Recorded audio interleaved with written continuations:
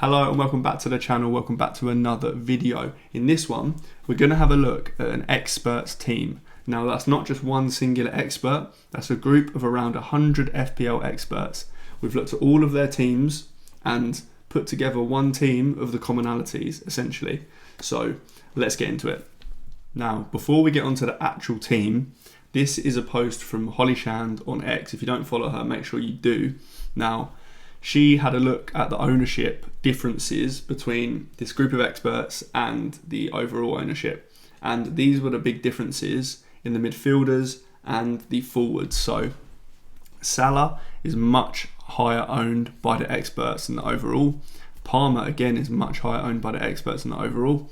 I guess they're not too surprising, although Salah's quite surprising. Palmer, not so much. Kudos is much higher owned by the experts as well. And Ndai is the same. He is much higher owned by the experts. To be fair, I'm not calling myself an expert here, but Salah, Palmer, Kudos and Ndai are all in my draft at the moment. Mbomo and Cunha are all owned by overall players more than experts. In fact, none of the experts own either of them. And actually, if you watch my players to avoid video the other day, I said that these are two players that we don't want to be going near at the start of the season. Now, onto the forwards, Solanke is much higher owned by the experts. I think that Solanke, if he is fit, he's going under the radar a little bit. Chris Wood, Welbeck, Watkins, they're all owned more by the experts as well. I think Welbeck is especially one that he's going under the radar a little bit for the masses, just because he probably is on penalties now that João Pedro's gone. So that's probably why he's in a lot more teams. And then Isak and Haaland, interestingly, I mean, Haaland's ownership is so low in general, but Haaland's ownership is much higher in the overall pool of teams than it is in these expert teams. Don't have the defender one here, but the midfield and the forwards are a lot more interesting anyway. But for now, let's get into the actual team that is a compilation of the experts teams. Right, it's Kelleher and Darlow. Now, unsurprisingly, very cheap in the goalkeeper spots. Darlow is probably no longer an option given that Leeds have just signed a new goalkeeper. So Darlow was only really an option because Meslier was the other choice and Darlow played the end of last season for Leeds. Now Leeds look to have signed another goalkeeper, so Darlow probably is no longer an option. If another 4 million playing option does come around and does prove to exist, then they'd be the one to go for. But at the moment, it makes sense to just take someone like Darlow, who is not going to take up one of your 3 slots at the bigger teams that you're more likely to triple up on. Highly doubt we'll be tripling up on Leeds at any point in this season, so that makes sense. Now, Kelleher, there isn't loads of 4.5 million goalkeepers this season. You've got Areola, but he isn't exactly the best, and West Ham look to be in the market for another goalkeeper, so he may not be in the fold. And Petrovic, again, is another option at Bournemouth. However, Bournemouth have lost most of their defence this summer. I mean, Kerkez has gone, Huijsen's gone, Zabani's been linked with a move away. So I wouldn't be expecting too many clean sheets from Bournemouth this season. However, for that reason, I guess Petrovic could be in for quite a few save points. And that's kind of similar with Kelleher. I mean, Brentford aren't exactly known as one of the best defences or anything like that. But Flecken did well last season for them because he got quite a lot of save points. The same can be said for Kelleher. I mean, like I say, we haven't been spoilt with 4.5 million goalkeepers this season. So I don't think you can go that far wrong with any of them. You've just got to get one that plays, and Kelleher is very likely to play.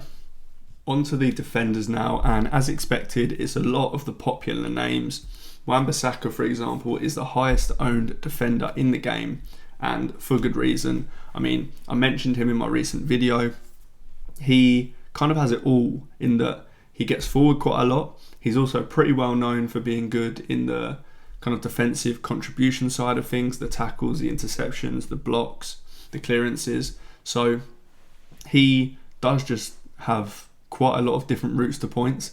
West Ham, I do expect to be a little bit better this season as well, so we potentially will see more clean sheet points from them. The one thing we might need to worry about is Cole Walker-Peters has been bought by West Ham now, and he could provide kind of cover at that right wing back spot. There may also be a world where Kyle Walker-Peters is more likely to play right wing back and Wan-Bissaka maybe plays right centre back or something. I don't really think that's that likely given how good Wan-Bissaka was last season, but it is something to think about. Gabriel's been great for 2-3 seasons now in FPL. He is ridiculously dangerous from corners and free kicks, any kind of set piece. He is very dangerous from, and Arsenal are one of the best defences in the league. So the only thing we might need to worry about with Gabriel is that he hasn't played any pre-season minutes yet. He is coming back from an injury, so we do need to see some pre-season minutes before we pick him. De Kuyper is one that I mentioned in my last video as well, where we were talking about 4.5 million defenders. He is one that could be exciting. Now, he is a very, very attacking fullback. The problem with him is that one, Brighton have got a lot of fullbacks, so he's definitely not nailed, albeit he is probably quite likely to be starting. But also, Brighton's fixtures really aren't great to start the season. They've got City in their first 5, and in general the fixtures aren't the best. So he's not one that you necessarily need to get on from the start, but if he does start well and get a lot of minutes, his price could rise, so it makes sense to go with him. Konza and Esteve, just safe options. I mean, Konza is a good player to have on the bench because you know he's going to get minutes. Points, he's not going to come up with a random 200-point season, I don't think, but he will tick along with points, especially a few defensive contribution points maybe.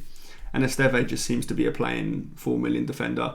That could probably be anyone. Maybe someone good will emerge by the time pre-season is done.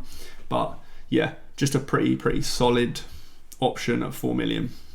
Right, onto the midfielders now, and this is where it starts to get a bit interesting. So, it's a pretty heavy midfield. 5 midfielders, 3 of them pretty expensive as well. There's no real proper budget option either. So, starting with Ndiaye. Now, as we showed from Holly's post earlier, Ndiaye is one of the players that's owned a lot more by this experts than the overall pool of players. Now, that's probably because he is on penalties, or at least he was last season. So, and they haven't bought anyone which is likely to take penalties off of him. He was pretty good value last season as a forward, and he'll be even more good value as a midfielder this season because you get an extra point for scoring a goal, you get a clean sheet point now. So yeah, there's a lot to like about Ndiaye. He was also pretty good for defensive contribution points. So Leeds away first fixture. I just think he is a pretty solid option. Then Palmer and Salah. Not really much needs to be said about these guys. I mean, we know what Palmer can do. He kind of got back to his best in the Club World Cup towards the end of last season. He did drop off a little bit, but in the Club World Cup he had a fantastic time. So he's back to kind of his best now. I do expect Chelsea to do really well this season, and their fixtures are very nice to start the season. Then it's Mo Salah. Not much needs to be said about him. Ridiculously good season last year. Broke all kind of FPL records. The only thing to be said here, I mean, it gets said every year, but with the purchases that Liverpool have made, they've bought Ekitike, they've bought Wirtz, it looks like Isak might be coming in. The share of goals, or kind of Liverpool's goals, might be shared out a little bit more if someone like Isak comes in with someone like Wirtz, who's a goal scorer, someone like Ekitike, who's a goal scorer. You may expect the share of goals to be spread around a little bit more.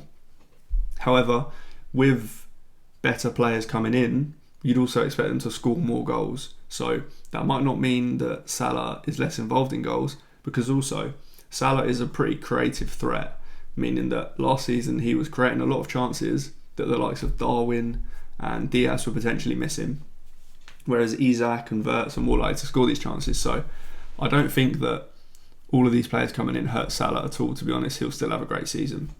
Kudus is one, as a West Ham fan, I absolutely really like him as a footballer. Don't like that he's gone to Spurs, but can't do much about that. He is a very, very good footballer though. The only thing we need to worry about here is that he plays in the same position as Brennan Johnson, who was pretty good towards the end of last season. He can also play as a kind of number 10, but Maddison will likely take up that. We just need to see some good pre-season minutes from him, and then yeah, we can go there. Wirtz, obviously we know what he's capable of. Came in for a lot of money, and in pre-season he started really, really well. He's got some goals, he's got some assists. Does depend where he's going to play. I think we've seen him so far play as kind of like a false nine almost. There's been almost 2 false nines that Slot's been playing in pre-season. When it gets closer to the season starting, we will have to look at where he's playing, but of all the new signings, I think he's one that we don't really need to be worried about minutes-wise.